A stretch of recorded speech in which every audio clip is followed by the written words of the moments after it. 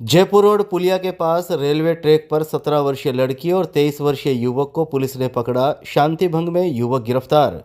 चूरू शहर के जयपुर रोड स्थित पुलिया के पास रेलवे ट्रैक पर से पुलिस ने एक 17 वर्षीय लड़की और 23 वर्षीय युवक को उस वक्त पकड़ लिया जब दोनों ट्रेन के आगे आने का प्रयास कर रहे थे। गनीमत यह रही कि ट्रेन के इमरजेंसी ब्रेक लग गए और दोनों को सुरक्षित बचा लिया गया।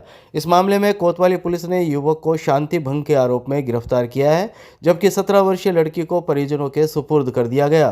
कोतवाली थाना पुलिस से रविवार शाम 5 बजे करीब मिली जानकारी के मुताबिक जीआरपी चौकी से सूचना मिली कि जयपुर रोड पुलिया के पास एक 17 वर्षीय लड़की और युवक ट्रेन के आगे आने की कोशिश कर रहे हैं। सूचना पर पुलिस मौके पर पहुंची और दोनों को सुरक्षित ट्रैक से हटाया। पूछताछ में सामने आया कि दोनों के परिजनों द्वारा मिलने जुलने से मना करने पर वे रेलवे पटरी पर पहुंच गए थे। इसी दौरान ट्रेन के रुक जाने से बड़ा हादसा टल गया। लड़की के नाबालिग होने के कारण उसे संरक्षण में लेकर उसके परिजनों के सुपुर्द कर दिया गया। वहीं वार्ड संख्या 60 के युवक को समझाइश दी गई, लेकिन वह मौके पर ही आक्रोशित हो गया और लड़की के परिजनों को जान से मारने की धमकियां देने लगा।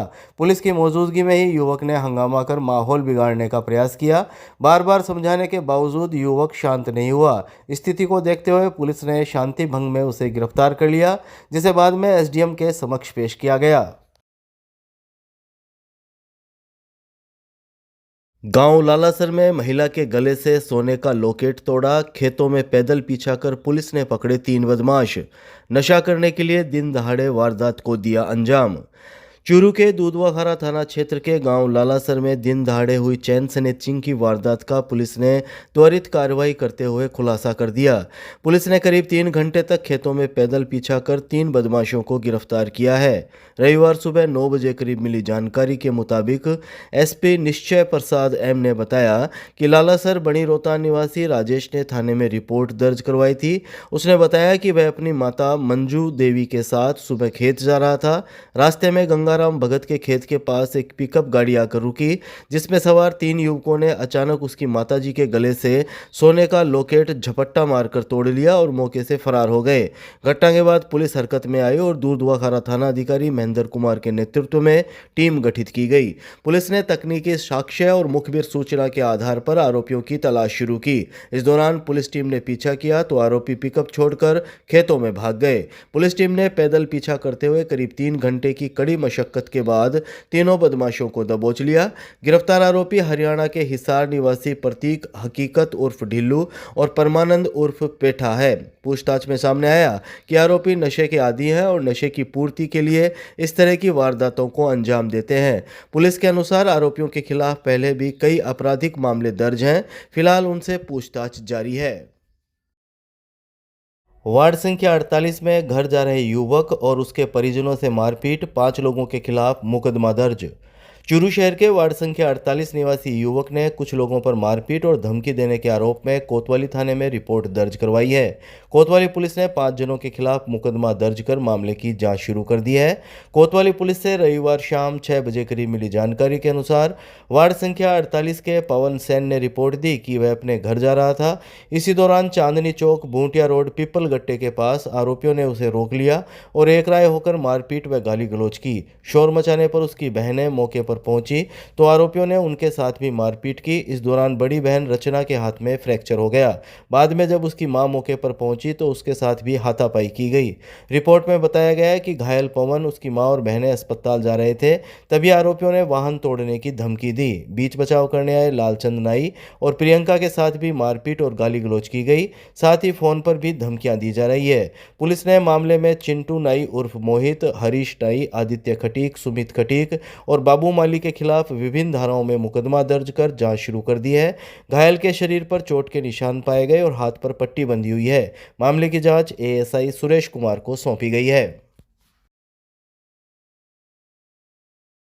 वार्ड संख्या 48 में बुजुर्ग पर हमला, पत्नी बेटी से मारपीट, 8 नामजद के खिलाफ मुकदमा दर्ज। चूरू के कोतवाली थाना क्षेत्र के वार्ड संख्या 48 स्थित भार्गव बस्ती में एक बुजुर्ग पर हमला और उसके परिवार के साथ मारपीट का मामला सामने आया है। इस संबंध में 73 वर्षीय लालचंद नाई ने थाने में रिपोर्ट दर्ज कराई है। कोतवाली थाना पुलिस से रविवार सुबह 10 बजे करीब मिली जानकारी के अनुसार रिपोर्ट में आरोप लगाया गया कि कुछ लोग लालचंद के घर पहुंचे और झगड़ा करने लगे, जिसे आसपास के लोगों ने बीच बचाव कर शांत कराया। इसके बाद अगले दिन सुबह जब लालचंद अपने घर के बाहर बैठे थे, तभी अनिल, पवन, गोपी सहित 3-4 अन्य लोग एक गाड़ी में लाठी सरियों से लैस होकर पहुंचे और उन पर हमला कर दिया। हमले में उनके सिर, हाथ और पैर पर चोटें आई तथा सिर से खून बहने लगा। इसी दौरान उनकी पत्नी और बेटी को रास्ते में रोककर आरोपियों ने हाथ पकड़कर मारपीट की और अभद्रता की, जिससे परिवार में दहशत का माहौल बन गया। पीड़ित ने बताया कि आरोपित उसके जयपुर में काम करने वाले बेटे को भी जान से मारने की धमकी दे रहे हैं। पुलिस ने मुकदमा दर्ज कर जांच शुरू कर दी है। घायल का मेडिकल करवाया गया तथा मामले की जांच एएसआई सुरेश कुमार को सौंपी गई है। राजस्थानी लोकगीतों से भरी सांझ के साथ चूरू महोत्सव 2026 का हुआ समापन। सीमा मिश्रा के लोकगीतों पर झूमे चूरूवासी। मरुधरा की सांस्कृतिक खुशबू और लोक धुनों की गूंज के बीच चूरू महोत्सव 2026 का समापन शनिवार शाम भव्य अंदाज में हुआ। जिला मुख्यालय के बागला स्कूल खेल मैदान में आयोजित इस सांस्कृतिक संध्या ने शहरवासियों को लोक संस्कृति के रंग में सरोबार कर दिया। जिला कलेक्टर अभिषेक सोराणा के निर्देशन में आयोजित इस महोत्सव के समापन समारोह में चूरू विधायक हरलाल साहरण, तारानगर विधायक नरेंद्र बुडानिया, पूर्व विधायक अभिनेश महर्षि, एसपी निश्चय प्रसाद एम सहित कई जनप्रतिनिधि व अधिकारी मौजूद रहे। कार्यक्रम की मुख्य आकर्षण रही मरु कोकिला सीमा मिश्रा, जिन्होंने अपनी मधुर आवाज से पूरे पंडाल को मंत्रमुग्ध कर दिया। जैसे ही उन्होंने लोकगीतों की प्रस्तुति शुरू की, दर्शक तालियों की गड़गड़ाहट के साथ झूम उठे। उनके साथ अभिषेक मिश्रा और दीपक की सुरमई प्रस्तुतियों ने भी माहौल को और अधिक जीवंत बना दिया। लोकप्रिय राजस्थानी गीतों पर युवा, बुजुर्ग और महिलाएं सभी झूमते नजर आए।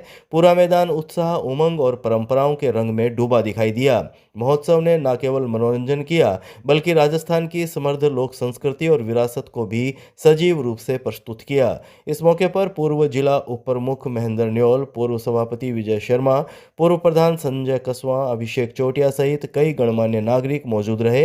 कार्यक्रम का संचालन चंद्रशेखर पारिक ने किया। महोत्सव के सफल आयोजन ने चूरू वासियों के दिलों में यादगार छाप छोड़ दी।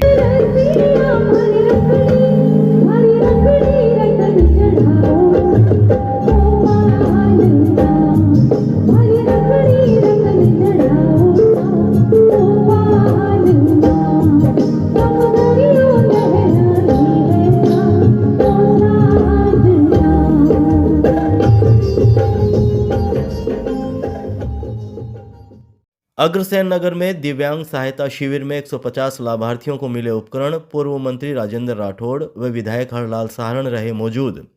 चूरू के अग्रसेन नगर स्थित सामुदायिक भवन में 2 दिवसीय निःशुल्क दिव्यांग सहायता शिविर का आयोजन किया गया। यह शिविर सामाजिक न्याय एवं अधिकारिता विभाग, श्री भगवान महावीर विकलांग सहायता समिति जयपुर, सेवा समर्पण फाउंडेशन चूरू और अग्रसेन नगर समग्र विकास समिति के संयुक्त तत्वाधान में आयोजित हुआ। रविवार शाम 6 बजे करीब मिली जानकारी के मुताबिक कार्यक्रम में पूर्व नेता प्रतिपक्ष राजेंद्र राठौड़, विधायक हरलाल साहरण, समिति के सचिव भूपेंद्र राज मेहता, सेवा समर्पण फाउंडेशन के अध्यक्ष नरेंद्र सैनी सहित अतिथि मौजूद रहे। अतिथियों ने दीप प्रज्वलन कर शिविर का शुभारंभ किया। राठौड़ ने कहा कि दिव्यांगजनों की सेवा ही ईश्वर की सच्ची सेवा है और उन्हें समाज की मुख्य धारा से जोड़ना हम सभी की जिम्मेदारी है। विधायक हरलाल साहरण ने भी सामाजिक सेवा को सबसे बड़ा धर्म बताया। शिविर में करीब 150 दिव्यांगजनों को कृत्रिम हाथ पैर, ट्राईसाइकिल, व्हील चेयर, बैसाखी, कैलिपर, वॉकर, छड़ी व कान की मशीन जैसे सहायक उपकरण वितरित किए गए। पहले दिन ही बड़ी संख्या में लाभार्थियों को उपकरण दिए गए।